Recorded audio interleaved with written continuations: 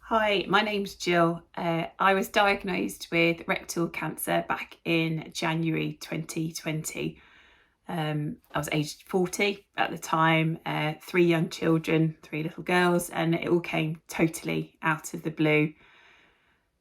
Stage 3. I then proceeded to have my treatment throughout 2020. I had chemotherapy, I had radiotherapy, and then I had major abdominal surgery in the summer of 2020, including an ileostomy, and then had that reversed in October. So I kind of reached the end of my treatment, I guess at the end of October 2020. I think while I was having the treatment, there wasn't much thought involved, if that makes sense. The decisions, I just needed to follow what my surgeons told me to do, what the experts were telling me to do. I took a view, like, do whatever you need to do, just get me better, get rid of it. And it's like you're guided through the process. You just need to get your head down, get on with it. It's awful, but you just need to get on with it and get to the other end. So when I came out the other side of all the treatment, I actually think, looking back on it, it's been harder since coming out of the treatment than it was being in the treatment, because suddenly you're better in the eyes of the medical profession. The appointments that you've got used to going to have stopped. I was very lucky to be all clear, so I only have scans every year, and it just feels like you're very looked after, and then suddenly back into the real world, except you're not the same person that you were. You've got all these new anxieties that you never had before. The future suddenly felt much less certain than it did before. So yeah, I came out the other end of treatment, I think, feeling lost and knowing that I had changed, but not really sure how I had changed. Together with the kind of, well, I'm better now, so I should go back to work. I just need to get back to life as it was before. And I guess that's what I tried to do, but found it really difficult. But because I've got three young children, it was like, right, we've just got to get your head down and try and get on with stuff. And I think I'm the master of distraction as well. So it's like, fill up my life, make myself crazy busy, despite all the fatigue that comes following the treatment. It was by luck that I came across Life After Cancer. I think it was on Instagram, sort of going down a rabbit hole really of following other posts, and came across it and saw that they ran the 6-week coached course specifically designed at people who've just come to the end of their cancer treatment. And it was just perfect timing as far as I was concerned. So I signed up to do the 6-week course. I think I did it, the timing was sort of end of November 2020. I started to do it. And honestly, it was the best decision that I had made. It couldn't have come at a better time.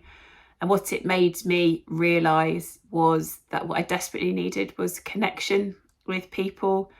As I said, I knew I was different after cancer, but I wasn't sure how. And I think you have the flurry of friends rushing around when they first hear the shock of it all, rushing around and asking you how you are. But once the cancer's gone, there's an assumption that you're back to the person that you were before. And so I was finding it really hard to connect, I think, with these people. So to do this course and be guided through things to think about to help moving forward, but also to do it with a group of people who just got it because they knew exactly, they'd all been through the same different guises, but you'd all heard those words, you've got cancer, which I think is what changes you. I honestly cannot recommend it highly enough. And for me, connection, I think, has been the most important thing over the last couple of years. I've just had my 2-year all clear, so I'm 2 years out the end of treatment.